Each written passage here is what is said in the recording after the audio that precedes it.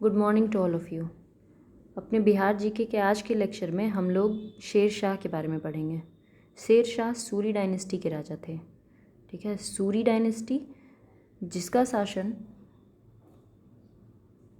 1540 से लेकर के 1545-55 तक दिल्ली में रहता है। ठीक है, 1540 से लेकर 1555 तक इसका शासन दिल्ली में रहता है। इन्होंने शेर शाह ने मुग़ल वंश के हुमायूं को भी हराया था। हुमायूं को 1540 में हुमायूं को हरा करके इन्होंने दिल्ली की सत्ता हथियाई थी और दिल्ली पर 1555 तक जो है सूर डायनेस्टी का शासन चलता है शेर शाह सूरी के नाम से। ठीक है, तो जानेंगे हम लोग आज शेर शाह सूरी के बारे में। तो शेर शाह सूरी जो है इनके बचपन का नाम फरीद खान था। ठीक है, बचपन का नाम इनका फरीद खान था। इनका नाम शेर शाह क्यों पड़ा? शेर शाह इनका नाम इसीलिए पड़ा क्योंकि बचपन में इन्होंने एक शेर को मार दिया था। ठीक है, निहत्थे थे ये और इन्होंने एक शेर को मारा था जिस कारण से इनका नाम शेर शाह पड़ गया। इनके पिता का नाम हसन खान सूर जो कि सासाराम के जागीरदार थे, एक छोटे से जागीरदार। ठीक है, जागीरदार का मतलब होता है कि मतलब सासाराम में रेवेन्यू कलेक्ट करने का जो काम था वो इनके पिता हसन खान सूर का था।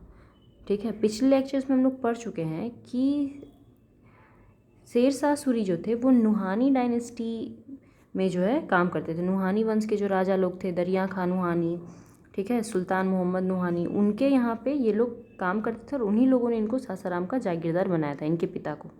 इनके पिता की मृत्यु के बाद शेर शाह जागीरदार बन जाते हैं। ठीक है, उससे पहले तक शेर शाह जो है, Sher Shah worked as the regent of Jalal Khan Nuhani dynasty. हम लोग कल के लेक्चर में पढ़े थे, जिनको नहीं समझ आ रहा है ये लेक्चर वो कल का लेक्चर पहले देख लेंगे। ठीक है, जिसमें हमने बिहार में नुहानी डायनेस्टी हम लोग पढ़ा है। ठीक है, ट्राइबल स्टेट्स ऑफ बिहार, उसी में हम लोग नुहानी वंश के बारे में पढ़े हैं। तो नुहानी डायनेस्टी जो है उसका जो सबसे लास्ट राजा था जलाल खान, उसके रीजेंट के तौर पे शेर शाह काम कर रहे थे। रीजेंट का मतलब होता है कि उसका प्रोटेक्टर, क्योंकि वो छोटा था, वो माइनर था। ये जलाल खान जो राजा था वो 18 साल से छोटा था, उसको बुद्धि नहीं था उतना राज करने का, तो शेर शाह उसके प्रोटेक्टर के रूप में जो है काम कर रहे थे नुहानी डायनेस्टी में। लेकिन फिर इस पे अटैक होता है और ये सब भाग जाता है। तो शेर शाह जो है वो हजरत आला की उपाधि धारण करके खुद ही अब जो है बिहार का शासन संभालते हैं। ठीक है, तो नुहानी डायनेस्टी के बाद ही आता है सूरी डायनेस्टी। फिर जब ये शासन संभालने लगते हैं शेर शाह, तो ही fought the battle of Surjagarh. अब ये चाहते हैं कि बिहार को थोड़ा सा बड़ा बनाया जाए। ठीक है, अगर आप लोग नक्शा देखेंगे, जैसे मान लीजिए कि ये बिहार का नक्शा है इधर, तो बिहार के साइड में क्या है, बंगाल है, इस साइड में बंगाल और इधर है बिहार। तो बिहार और बंगाल में तो हमेशा ही लड़ाई होती रहती है। ठीक है, तो क्या है कि इन्होंने बंगाल की सेना के साथ सूरजागढ़ जो कि लखीसराय में है उसका युद्ध लड़ा था, बैटल ऑफ सूरजागढ़। ठीक है, याद रखिए, ये सब पूछा जाता है एग्जाम में, कौन सा युद्ध हुआ था, क्या हुआ था। तो इन्होंने बैटल ऑफ सूरजागढ़ जो है वो लड़ा था बंगाल के शासकों के साथ। ठीक है, battle of Surajgarh to occupy Bengal. इन्होंने फिर उसके बाद बंगाल को ऑक्यूपाई कर लिया, against the army of Bengal and occupy Bengal. Sher Shah defeated Humayun. Sher Shah ने हुमायूं को हराया था। अभी जैसे हम लोग बात की, मुगल वंश के शासक हुमायूं को शेर शाह ने हराया था। कब हराया था? In the battle of Chausa. Chausa के युद्ध में हुमायूं को हराया था। ठीक है, कब हराया था? 1539 में। बैटल ऑफ चौसा बक्सर के पास है। ठीक है, बक्सर बिहार में कहाँ है? हम लोग बिहार का नक्शा अच्छे से देख चुके हैं, तो आप लोग जब भी कोई जिला का नाम आता है तो एक बार जरूर उसको देखिए कि वो जिला है कहाँ पे। ठीक है, बक्सर जो है वो एकदम इस साइड में है जहाँ से गंगा नदी जो है बिहार में इन करती है। तो बक्सर में युद्ध हुआ था, बैटल ऑफ चौसा 1539 में। और इन 1540 फिर 1540 में, देखिए 1539 में इन्होंने जब हुमायूं को मार के भगा दिया। हुमायूं कहाँ का रहा था? दिल्ली का। दिल्ली से आ रहा था बिहार, और यहाँ पे शेर शाह खड़े थे और दोनों में युद्ध हुआ और इसने हुमायूं को वापस भगा दिया। तो फिर हुमायूं एक साल बाद वापस आता है अपनी शक्ति जुटा के। 1540 ईस्वी में हुमायूं जो है वो वापस आता है। ठीक है, जब वापस आ रहा होता है और शेर शाह को पता चल जाता है कि हुमायूं जो है वो वापस आ रहा है, तो होता है बैटल ऑफ बिलग्राम। ठीक है, यानी कि कन्नौज के पास होता है, तो इसको बैटल ऑफ कन्नौज भी बोलते हैं या बैटल ऑफ बिलग्राम 1540 में। और यहाँ भी शेरशाह हुमायूं को हरा देता है, और हरा के अब शेरशाह जो है वो बिहार तक ही सीमित नहीं रहते हैं, वो दिल्ली पर कब्जा कर लेते हैं। ठीक है, और हुमायूं को जो है देश छोड़ के भागना पड़ता है, वो भाग जाता है यहाँ से। ठीक है, दिल्ली से भाग जाता है और राजस्थान के डेजर्ट्स में, मरुस्थल में भटकता रहता है। उसके बाद शेरशाह क्या करते हैं, ही declared himself the sultan of Delhi, ये अपने आप को दिल्ली का सुल्तान यानी कि भारत का सुल्तान घोषित कर देते हैं। ठीक है, हम लोग इस मैप से इसको ज़रा सा समझ लेते हैं। ठीक है, कि कैसे कैसे ये युद्ध जो है वो हुआ था और किस प्रकार से जो है शेरशाह जो है वो दिल्ली के सुल्तान बने थे। यहाँ पे आप लोग देख रहे होंगे ये जो छोटा सा जगह है जहाँ पे ये मार्क है, ये दिल्ली है। ठीक है, दिल्ली, ये है दिल्ली, और यहाँ पे है बिहार, और बिहार में ये जगह है कन्नौज का। ठीक है, कन्नौज, ये नीचे में सासाराम। तो पहले तो ये पूरा इलाका जो है इन्हीं का था। सॉरी, ये कन्नौज नहीं है, ये है चौसा। ठीक है, यानी कि बक्सर, चौसा, बक्सर के पास। तो पहला युद्ध यहाँ पे हुआ था, पहला युद्ध जो हुआ था 1539 में वो यहाँ पे हुआ था चौसा, बक्सर के पास, और दूसरा युद्ध जो हुआ था वो यहाँ पे हुआ था कन्नौज में। ये जो एरिया दिखाया गया है ये है कन्नौज। तो यहाँ पे दूसरा युद्ध हुआ था 1540 में। पहला युद्ध बैटल ऑफ बक्सर या बैटल ऑफ चौसा, और दूसरा बैटल ऑफ कन्नौज, जिसको बैटल ऑफ बिलग्राम भी बोलते हैं। ये दोनों ही युद्ध बहुत ही ज़्यादा ज़रूरी है, इसको आप एकदम याद कर लीजिएगा। ठीक है, तो पहला युद्ध पहले यहाँ हराया 1539 में, और फिर 1540 में यहाँ पे हराया बैटल ऑफ कन्नौज में, और फिर शेरशाह जो है वो दिल्ली पे कब्जा कर लिया, दिल्ली का शासक बन गया और उसको भगा दिया। किसको? हुमायूं को। ठीक है, तो 1540 में शेरशाह जो है वो दिल्ली के राजा बन गए थे 1540 में। अब वो पूरा दिल्ली से संभालने लगे। ठीक है, he died in 1545 in the fort of Kalinjar. ठीक है, कालिंजर, फिर उनकी मृत्यु कब हुई? 1540 में वो दिल्ली जो है के शासक बने 1540 में, और 45 में उनकी मृत्यु हो गई। बस 5 साल उन्होंने दिल्ली पे राज किया। ठीक है, बस 5 साल। उनकी मृत्यु क्यों हुई थी? फोर्ट ऑफ कालिंजर, कालिंजर का किला था एक, वहाँ पे वो कालिंजर किला को जीतने के लिए गए हुए थे, और तोप के फटने से उनकी मृत्यु हो गई। जब तोप चलाया गया तो तोप जो है गलत तरीके से फट गया और उससे उनकी मृत्यु हो गई। ठीक है, तोप के फटने से। कालिंजर के किले में, याद रखना क्वेश्चन पूछा जाता है ये वाला, कि शेरशाह की मृत्यु जो है वो कहाँ हुई थी, कब हुई थी? 1545 में कालिंजर के किले में। ठीक है, अब शेरशाह जो है वो फेमस क्यों है, हम लोग ये देखते हैं कि शेरशाह सूरी बहुत फेमस है, क्योंकि एक तो उनका मकबरा है हमारे यहाँ पे सासाराम में, इस कारण से भी वो फेमस है। शेरशाह का मकबरा सासाराम, क्वेश्चन पूछा जाता है, ईजी बहुत है। ठीक है, लेकिन और भी बहुत सा चीज़ था, जैसे उनका एडमिनिस्ट्रेशन करने का जो तरीका था, शासन का जो तरीका था, उसके कारण भी वो बहुत ही ज़्यादा फेमस थे। ठीक है, क्या तरीका था? He adopted a new system of revenue, zabti system. उन्होंने रेवेन्यू का, रेवेन्यू मतलब होता है टैक्स वसूल करने का, राजस्व वसूल करने का, एक नया सिस्टम चलाया था जिसका नाम था जब्ती सिस्टम। ठीक है, आप लोग टोडरमल का नाम सुने होंगे। ठीक है, कौन थे टोडरमल? टोडरमल जो है वो अकबर के वित्त मंत्री थे। हम लोग सुने हैं बहुत, आप लोग जोधा अकबर भी देखे होंगे तो उसमें भी टोडरमल का जिक्र आता है।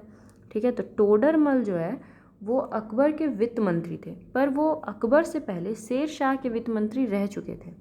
ठीक है, तो टोडरमल का ही ये लाया हुआ सिस्टम था जब्ती प्रथा या जब्ती सिस्टम। इसमें क्या होता था कि टैक्स कैसे कलेक्ट करेंगे, तो जिस revenue is according to size of land, यानी जिसका जितना बड़ा ज़मीन होगा उससे उतना अधिक टैक्स लिया जाएगा। ठीक है, 1 एकड़ है तो उसको उतना टैक्स देना पड़ेगा, और 5 एकड़ है तो उसको अधिक टैक्स देना पड़ेगा। तो ये होता है जब्ती सिस्टम, कि रेवेन्यू जो है वो अकॉर्डिंग टू लैंड के साइज़ के अनुसार रेवेन्यू लिया जाता है। फिर इसी के टाइम पे the name of Indian currency रुपया वाज गिवन बाय हिम। ठीक है, रुपया नाम दिया गया, करेंसी को रुपया नाम दिया गया। ठीक है, जो आज तक चल रहा है, रुपया, रुपया हम लोग बोलते हैं, तो उसी समय ये मतलब कि जो पैसा चला था उसको रुपया नाम दिया गया था। उससे पहले बहुत सारा नाम था, दिनार, ठीक है, रूपक, लेकिन रुपया जो है वो इसने कहा था। He made Sasaram his capital, Sasaram को अपनी राजधानी बनाया था इन्होंने, वहाँ पे इनका मकबरा भी है, और इन्होंने पटना में एक किला का भी निर्माण करवाया था, बिल्ट ए फोर्ट इन पटना। ही बिल्ट ग्रैंड ट्रंक रोड, ठीक है, इन्होंने ग्रैंड ट्रंक रोड बनाया था, जीटी रोड। जो भी आप लोग जीके पढ़े होंगे बचपन में तो आप लोग जीटी रोड याद किए होंगे, grand trunk road, GT road, ठीक है। क्या है ये ग्रैंड ट्रंक रोड?